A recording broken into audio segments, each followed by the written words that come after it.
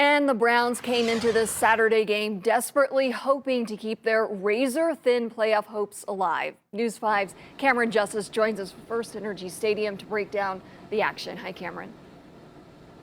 Hi, Tara. Listen, you know, it was cold out here at First Energy Stadium. Part of the reason why we're in here trying to stay a little warm, but unfortunately for the Browns players, they were unable to do that. They had to go out there and play in this brutal cold, and they absolutely felt it out there. You saw it at the first part of the game.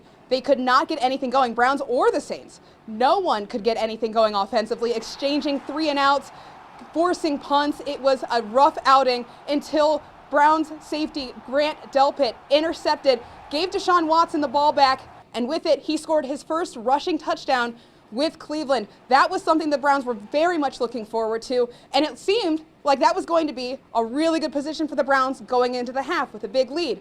Then the second half happened, and the Browns froze up. The Saints putting up 17 unanswered points on the Browns. It was a brutal second half. Now, the Browns did have a chance to get back in it, to tie it up, or maybe even win it down at the end, but they were unable to execute.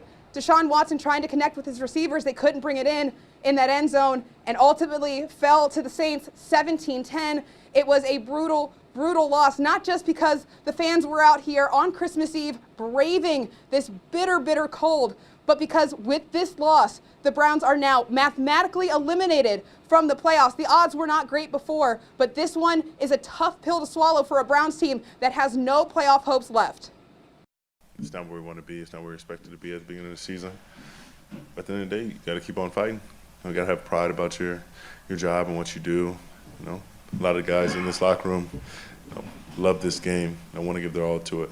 I mean, it's obviously just frustrating. You know, when you have as much talent as we have on a team, and 2 years in a row you get eliminated from the playoffs before the season's over is very frustrating. For as long as we're here, in terms of like how many games we have left, we're going to put in the work. Now that disappointment obviously felt in the locker room, but there was also some promise felt in the locker room. A lot of the guys down there were kind of excited, not because they were out of the playoffs, but because they have 2 more games to really start to get things going and add on and build on to the work they've been able to do with Deshaun Watson, because in 2023 they have a full year with him under center, and that's something that the Browns have to look forward to with the playoffs now out of their reach. Live at First Energy Stadium, Cameron Justice, News 5. All right, Cameron, thank you. Trying to stay positive. Appreciate it.